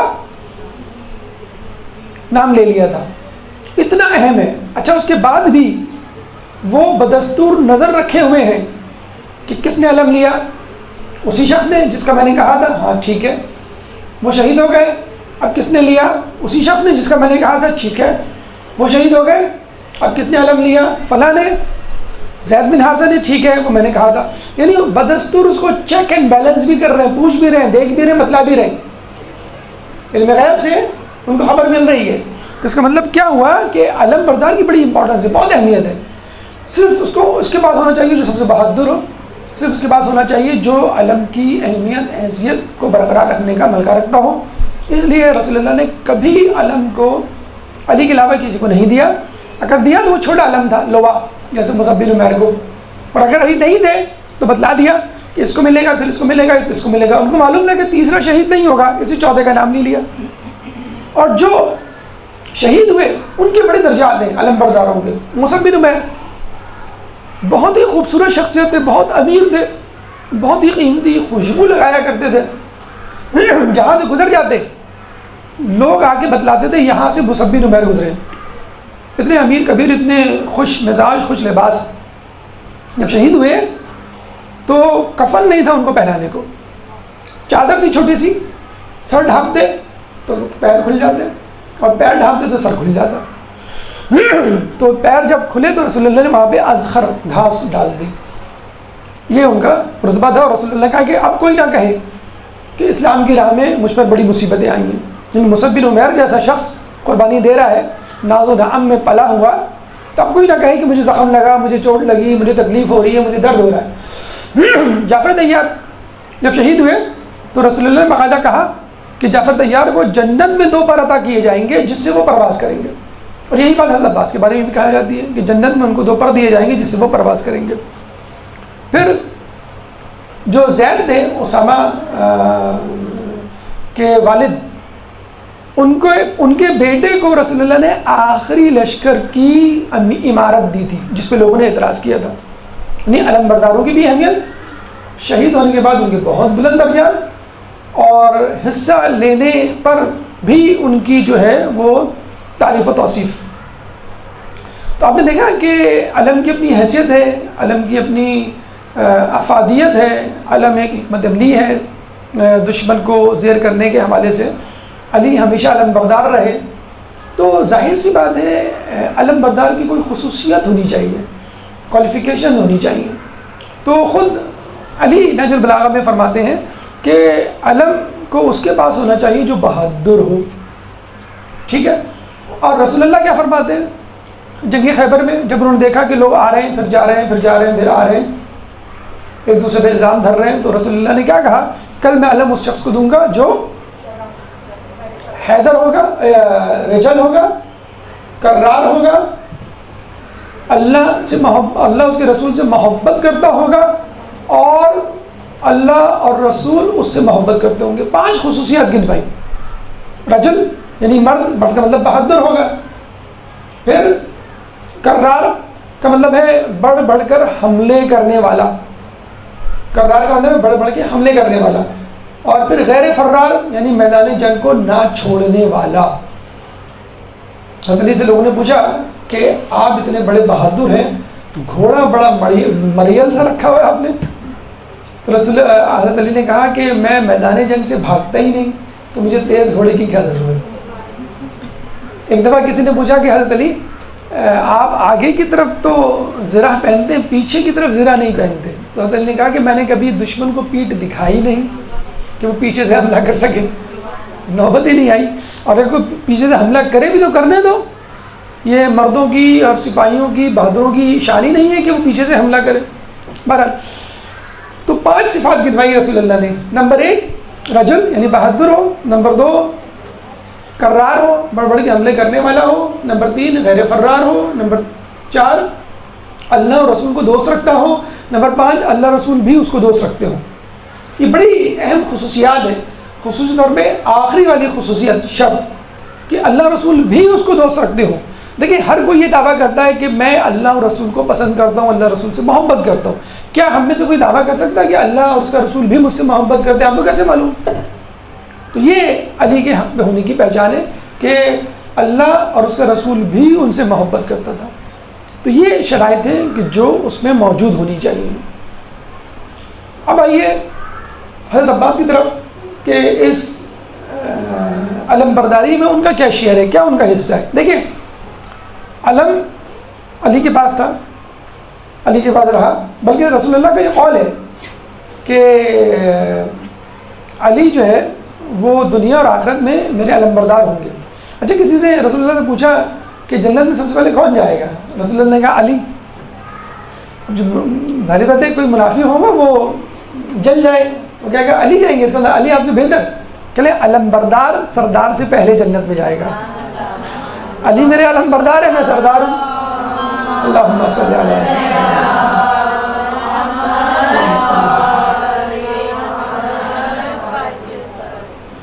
اچھا اب آئیے یہاں پر حضرت عباس کے معاملے میں، تو ہمیں یہ ملتا ہے کہ اگر آپ مشاہدہ کریں حضرت امام حسین کی فوج کا، تو لوگ یہ کہتے ہیں، یعنی جنگ اور جنگی اسٹریٹجی پہ نظر رکھنے والے، کہ امام حسین کی پوری فوج میں کوئی سپاہی نہیں تھا، بخدا کوئی سپاہی نہیں تھا، صرف جان نثار تھے، بس اپنی جان نثار کے لیے باقاعدہ ایک ہوتے ہیں ٹرینڈ سولجر جسے کہتے ہیں، ٹرینڈ سولجر، اور جسے کہتے ہیں جو پروفیشنل سولجر جسے کہتے ہیں، جو تمام کوالیفیکیشنز اور ریکوائرمنٹ فقط حضرت عباس کی۔ حضرت عباس کے علاوہ کوئی باقاعدہ سپاہی نہیں تھا، بس جانثار تھے. تو آپ خود دیکھ لیجئے پوری فوج 73-72 کی فوج میں ایک سپاہی تھا اور اسی کو موقع نہیں دیا گیا، اسی کو منع کر دیا گیا کہ تمہیں جو ہے تلوار نہیں اٹھانی اور تمہیں جو ہے وہ جنگ نہیں کرنی. تو ظاہر سی بات ہے کہ پوری فوج میں اگر حضرت عباس علم کے حامل ہیں تو ان میں واقعی ایسی صلاحیت ہوگی. آپ لوگوں نے ویسے بھی جلوس وغیرہ میں علم دیکھے ہوں گے، کتنے بڑے بڑے علم ہوتے ہیں. اس علم کو سنبھالنے کے لیے بھی بڑا ہی جسے کہتے ہیں جسے والا، بڑے جسم والا، بڑے طاقت و جرت والا آدمی چاہیے کہ وہ علم کو جو ہے گرنا نہ دے. اور بڑی توہین سمجھا جاتا ہے، حقیقت میں توہین بھی ہے. تو حضرت عباس کو جو ہے وہ علم دیا گیا. اب بتائیں پورے دن اس علم کو اپنے ہاتھ میں رکھنا. اچھا فقط علم ہی کام نہیں تھا، حضرت عباس کا ہر جگہ کام تھا. عباس سواروں کو سواریوں سے نیچے اتارو، عباس خیمے لگاؤ، عباس خیمے اکھاڑ لو، عباس پانی لے کر آؤ، عباس سکینہ کو چپ کراؤ، عباس دشمن سے بات کرو، عباس دوستوں کا استقبال کرو. آپ دیکھیں پوری کربلا میں ہر کام عباس ہی تو کر رہے ہیں. جیسے ہم اردو میں محاورہ ہم استعمال کرتے ہیں ایک ٹانگ پہ کھڑے ہونا. آدمی کا تھکتا نہیں ہوگا لیکن مسلسل وہی کام کیا جا رہا ہے، ہر کام حضرت عباس کے حوالے. تو علم بردار تھے، وہ ایسے علم بردار تھے جنہوں نے اس کا حق ادا کیا. آپ کو معلوم ہے جب آخری وقت جب یہ گئے تھے پانی لینے کے لیے تو تلوار لے لی تھی امام حسین سے، تلوار رکھ دی تھی انہوں نے. تلوار لے کے نہیں گئے تھے، نیزہ لے کے گئے تھے صرف ایک. اب بتائیں لڑنے والے سے کسی فوجی سے گن چھین لی جائے، بڑی توہین سمجھی جاتی ہے. آپ کسی سے پوچھیں پولیس والے سے یا کسی آرمی کے آدمی سے کہ اس کا اسلحہ کسی نے چھین لیا تو سمجھ لیں بس سب کچھ چھین لیا، کہ تمہاری غفلت کی انتہا ہے کہ تمہارا اسلحہ تم سے چھین لیا، اب تمہارا مسئلہ ہے کیا لڑنے کو. تو تلوار لے لی تھی اور صرف نیزہ تھا اور مشکیزہ تھا، مشکیزہ لے کر گئے تھے. تو حضرت عباس وہ واحد انسان، وہ آدمی تھے جانثاروں میں کہ جو سولجر سپاہی کے معیار پہ اترتے تھے اور ان کو جو ہے وہ علم بردار بنایا گیا. لیکن بہرحال یہ بات کہنا بالکل بجا ہوگا، جس طرح بھی ہم نے کہا کہ علم کا قائم رہنا اور علم کا پھڑپڑانا اس بات کی دلیل ہے کہ فوج جیت گئی، وہ ملک جیت گیا. اور علم کا سرنگوں ہو جانا یا علم کا موجود نہ ہونا اس کا مطلب ہے کہ وہ فوج ہار گئی، وہ گروہ مٹ گیا. تو آج بھی عباس کا علم ہر جگہ موجود ہے، یزید کا، بنو امیہ کا علم کہیں نظر نہیں آتا. تو اس کا مطلب کیا ہوا کہ عباس کا لشکر جیت گیا. ایک درود پڑھ دیں.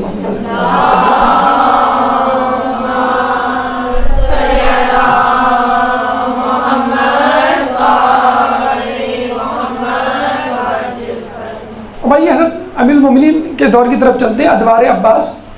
پہلا دور جو حضرت عباس نے گزارا ہے وہ دور تھا جو شروع کے 14 سال انہوں نے حضرت امیر المومنین کی سرپرستی میں گزاری. اچھا اتفاق کی بات یہ ہے کہ چاند کی 14 ہی منزلیں ہوتی ہیں. جب ہلال سے بدر بنتا ہے، ہلال ہوتا ہے پھر پورا، تھوڑا سا اور پھر آدھا، پھر پورا. تو قمر بنی ہاشم نے اپنے جو 14 منزلیں طے کی ہیں وہ حضرت امیر المومنین کی سرپرستی میں طے کی ہیں.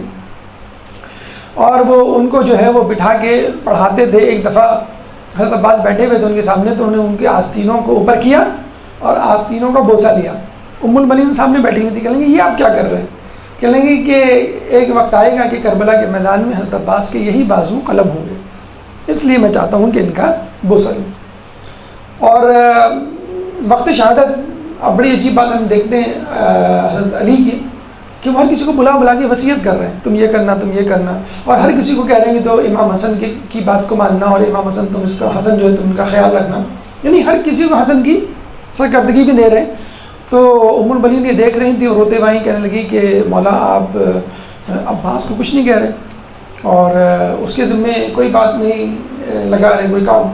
تو امام علی نے حضرت عباس کو بلایا، امام حسین کو بلایا اور حضرت عباس کا ہاتھ امام حسین کے ہاتھ میں رکھ کے کہا کہ میں تم کو حسین کے حوالے کرتا ہوں.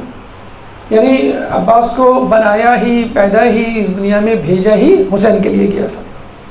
اس کے بعد امام حسن علیہ السلام کا دور آتا ہے کہ ہم دیکھتے ہیں کہ لوگوں نے جو ہے وہ امام حسن سے حکم عدولی کی اور جب انہوں نے کہا کہ صلح کرو تو صلح سے انکار کیا، بلکہ خود امام حسن علیہ السلام پر بزدلی کے طعنے دیے لیکن حضرت عباس نے جو ہے وہ اس کو خوشی سے انجام دیا اور امام حسین کی طرح ان کے ساتھ صلح کی۔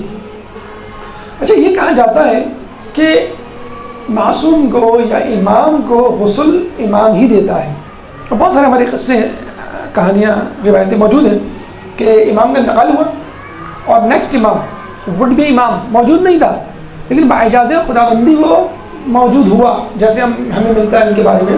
ابھی آپ نے امام موسیٰ کاظم علیہ السلام کی شہادت پڑھی کہ جو 8ویں امام تھے امام رضا، مدینہ سے باعجاز خداوندی آئے اور ان کو غسل دیا، ان کی تدفین کی۔ اسی طرح امام حسن عسکری علیہ السلام کے بارے میں ملتا ہے کہ امام زمانہ غائبت میں تھے، غائب تھے، لیکن ایک دم سے آ جاتے ہیں اور جو ہے وہ نماز جنازہ ادا کرتے ہیں۔ کچھ لوگ کہتے ہیں کہ غسل تدفین نہیں، نماز جنازہ کی زیادہ اہمیت ہے، کچھ لوگ کہتے ہیں نہیں، غسل تدفین اور نماز جنازہ تینوں آ جاتی ہیں۔ بہرحال کسی غیر معصوم کو شامل ہونے کا حق نہیں ہے، بلکہ ایک صحابی بھی تھے، اہل بیت میں سے تھے، خاندان اہل بیت میں سے، تو وہ پانی دے رہے تھے حضرت علی کو رسول اللہ کے غسل کے بعد۔ رسول نے کہا کہ اپنی آنکھیں بند کر لو ورنہ اللہ تعالیٰ تمہاری بینائی چھین لے گا۔ کتنا سخت جملہ ہے، صرف پانی دے رہے تھے، وہ شامل نہیں تھے اس میں۔ لیکن امام حسن علیہ السلام کو جب غسل دے رہے تھے امام حسین علیہ السلام، تو اس غسل میں حضرت عباس شامل تھے، اور انہوں نے یہ جملہ نہیں کہا کہ اپنی آنکھیں بند کر لو تمہاری آنکھیں کی بینائی زائل ہو جائے گی۔ اب یا تو مان لیجئے کہ آپ جو ہے وہ معصوم کے غسل میں غیر معصوم شریک ہو سکتا ہے، اس کو مان لیجئے، یا پھر یہ مان لیجئے کہ عباس معصومیت کے درجے پہ تھے کہ ان کو جو ہے وہ منع نہیں کیا گیا۔ تو واحد غیر معصوم ہیں کہ جن کے بارے میں کہا گیا کہ انہیں معصوم کو غسل دینے میں پوری جو ہے وہ پوری طور پہ جو ہے وہ تعاون کیا۔ اب یہ امام حسین کی طرف، امام حسین کے حوالے سے ملتا ہے کہ سب سے پہلے جب روانگی آئی تو یہ حضرت عباس تھے جنہوں نے جو ہے خواتین کو جو ہے وہ سواریوں پہ سوار کیا، پھر آگے آگے چلے اور ہمہ وقت ایک ذکر شیر کی طرح، ایک جو ہے محافظ کی طرح آگے پیچھے گھومتے رہے کہ کسی طرح بھی کوئی تکلیف خاندان رسالت کو، خاندان اہل بیت کو، خصوص طور پر خواتین کو نہ ہو۔ پھر کربلا کے میدان میں جاتے ہیں تو شمر ان کے رشتے کا معمول لگتا تھا۔ شمر جب آیا ابن زیاد کے پاس سے تو 2 پروانے لے کر آیا، ایک تو جنگ کا پروانہ عمر سعد کے لیے کہ بھئی تم جنگ کر سکتے ہو، تمہیں اجازت ہے، اور دوسرا پروانہ امان نامہ تھا، کس کے لیے؟ حضرت عباس کے لیے، کہ تم چاہو تو ہماری بات مان لو، ابھی وقت ہے، اور ہمارے ساتھ آ جاؤ اور ہم تمہیں جان کی امان دیتے۔ تو کہتے ہیں کہ وہ بلا رہا تھا اور یہ جا نہیں رہے تھے، لیکن امام حسین نے ان کو کہا کہ تم کم از کم بات تو سن لو، وہ کیا کہہ رہا ہے، اور تمہاری مرضی۔ جب یہ گئے بات سننے تو اس نے یہ بات رکھی، تو بہت غصہ ہوئے کہ تو چاہتا ہے کہ ہم ملعون اور ملعونوں کی اولادوں سے صلح کریں، اور ہمارے لیے تو امان نامہ ہو اور امام مظلوم امام حسین کے لیے امان نامہ نہ ہو، میں ایسے امان نامے کو نہیں مانتا۔ تو امان نامہ لینے سے بالکل انکار کر دیا۔ پھر شب عاشور آپ نے سنا ہوگا امام حسین نے جو ہے آخری رعایت دی تھی، چراغ گل کر دیا تھا اور یہ کہا تھا کہ جس کو جانا ہو وہ چلا جائے۔ اچھا، یہ بھی ایک نفسیاتی حربہ تھا۔ اچھا، کچھ لوگ کہتے ہیں کہ جب آپ کسی کو جذباتی طور پہ بلیک میل کرنا چاہیں، ہمدردی سمیٹنا چاہیں، ایکسپلائٹ کرنا چاہیں، تو اس قسم کے جملے کہہ دیتے ہیں کہ بھئی جو میری مدد کرنا چاہتا ہے رکے ورنہ سب چلے جائیں۔ لیکن امام نے واضح طور پہ کہا، لیکن کتنا بڑا جملہ کہا کہ اندھیرا ہے، تمہارے چہرے مجھ پر آشکار نہیں ہیں، لیکن اس کے باوجود بھی اگر تم سمجھتے ہو کہ تمہیں شرمندگی ہوگی اکیلے جانے میں، تو تم اپنے ساتھ ایک بنی ہاشم کے فرد کو اس کی انگلی پکڑ کے اپنے ساتھ لے جاؤ، تاکہ یہ نہ ظاہر ہو کہ تم گئے ہو، یہ ظاہر ہو کہ وہ گیا اور وہ تم کو لے کر گیا ہے، نہیں بنی ہاشم پر بات آ جائے، تم پر بات نہ آئے۔ تمہیں یہ بھی آپشن 19 بنی ہاشم کے لوگ تھے، باقی جو ہے وہ جانے سران تھے، تو پورا آپشن دیا تم جا سکتے ہو۔ تو جب امام نے یہ تقریر ختم کی اور چراغ گل کر دیا، تاکہ سب سے پہلے کون کھڑا ہوا؟ تجدید وفا، تجدید عہد کے لیے حضرت عباس۔ یہ کیسے ممکن ہے؟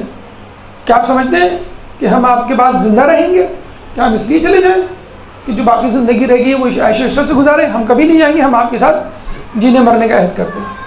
پھر حضرت عباس کی ہمت کو دیکھ کے باقی لوگوں نے، اور یہ حقیقت ہے، جو شخص پہلے کہتا ہے، پہلے دعویٰ کرتا ہے، پہلے تجدید وفا کرتا ہے، اس کی بہت اہمیت ہوتی ہے۔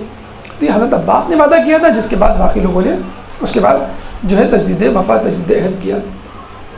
پھر جب اگلا دن عصر عاشور آئی تو آپ کو معلوم ہے وہ صبح سے اس کوشش میں تھے، اس سے پہلے سے کوشش میں تھے کہ مجھے اجازت دیں مجھے اجازت دیں، لیکن امام نے اجازت نہیں دی، اور ایک ایک کر کے لوگ شہید ہوتے گئے، بار بار آتے بار بار امام ان کو منع کرتے۔ پھر آخر میں جب آئے اور کہا مجھے جنگ کی اجازت دیجیے، تو امام نے کیا کہا کہ تم تو لشکر کے علم بردار ہو، آپ کو میں نے بتایا کہ اگر علم نہیں رہے گا تو اس کا مطلب شکست ہو گئی آپ کی۔ تو عباس کا وہ جملہ مصائب کے ٹکڑوں میں سنتے ہیں کہ مولا اب وہ لشکر رہا ہی کہاں کہ جس کا میں علم بردار۔ تو امام نے بھی کہا کہ لشکر نہیں تو کیا ہوا، لشکر کا سردار تو موجود ہے۔ لشکر کا سردار کے بارے میں کہا جاتا ہے نا کہ اگر سردار نہ ہو تو لشکر نہیں۔ اس کے باوجود جب انہوں نے ضد کی تو امام نے کیا کہا، اچھا تم ایسا کرو پہلے سکینہ کے لیے پانی لے کر آؤ۔ تلوار لے لی، مشکیزہ تھما دیا۔ اب کتنا کڑا امتحان تھا حضرت عباس کے لیے کہ میں جنگ کے لیے کہہ رہا ہوں اور اب تو میرے علاوہ کوئی بچا ہی نہیں ہے کہ جو جنگ کرے، سردار تو نہیں جا سکتا، پہلے سب لوگ جاتے ہیں پھر سردار جاتا ہے۔ تو آپ نے جو ہے کہ کہا کہ مجھے جانے کی اجازت، اس پہ بھی کہا گیا کہ نہیں پہلے پانی لے کر آؤ، یعنی بالکل جسے کہتے ہیں کہ جیسے میں نے مثال دی تھی کہ کسی کو کہا جا رہا ہے کہ تم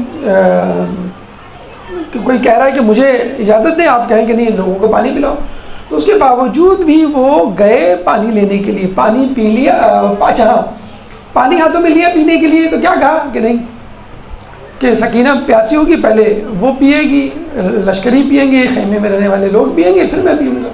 تو آپ نے چھوڑ کے مشکیزے میں پانی بھر لیا۔ اب آپ خود دیکھ لیے ایک ہاتھ میں مشکیزہ ہے اور ایک ہاتھ میں علم ہے، تو دشمن جو ہے چاروں طرف سے بارش کر رہا ہے نیزوں کی اور یہ بچتے چلے جا رہے ہیں۔ دشمن نے کیا کہا کہ اس کے مشکیزے کو نشانہ بناؤ، بس مشکیزہ چھدا، دو ٹکڑے ہوا، پارا پارا ہوا، کہتے ہیں کہ حضرت عباس کا دل بھی پارا پارا ہو گیا اور وہ سر جھکا کے گھوڑے پہ بیٹھ گئے۔ دشمن نے جب یہ موقع دیکھا تو پیچھے سے نیزہ پھینکا اور نیزہ لگتے ہی وہ زمین پہ گرے۔ کہتے ہیں کہ ایک آنکھ میں تیر تھا اور وہ گھوڑے سے گرے ہوئے تھے۔ اس کے باوجود جب امام حسین آئے تو انتہائی ادب کے ساتھ، انتہائی اخلاق کے ساتھ ان کے ساتھ بات کی، اور میں نہیں چاہتا کہ میرے خون سے آپ کا جسم جو ہے آلودہ ہوا۔ اسی طرح امام حسین نے کہا کہ میں چاہتا ہوں کہ میری آخری خواہش تم پوری کر دو، اور کیا ہے آخری خواہش کہ تم مجھے بھائی کہہ کے پکارو۔ تو حضرت عباس نے ان کو جو ہے بھائی کہا، اور یہ بھی کہا کہ مجھے جو ہے وہ خیمے میں نہ لے جائیے گا کہ میں کس منہ سے سکینہ کو جو ہے اپنا منہ دکھاؤں گا کہ میں اس کے لیے پانی نہیں لا سکا۔ اور پھر یہ بھی کہا جاتا ہے کہ حضرت عباس کی جو قبر ہمیں امام حسین اور دیگر لوگوں سے دور نظر آتی ہے، اس کی وجہ بھی یہی ہے شاید کہ امام حسین نے ان کو خیمہ گاہ سے دور دفنایا، اور آج بھی جو ہے وہ باب الحوائج کے طور پہ اپنی قبر مبارک میں آرام کر رہے ہیں، لیکن لوگوں کی ضرورتوں، لوگوں کی حاجتوں کو پورا کر رہے ہیں۔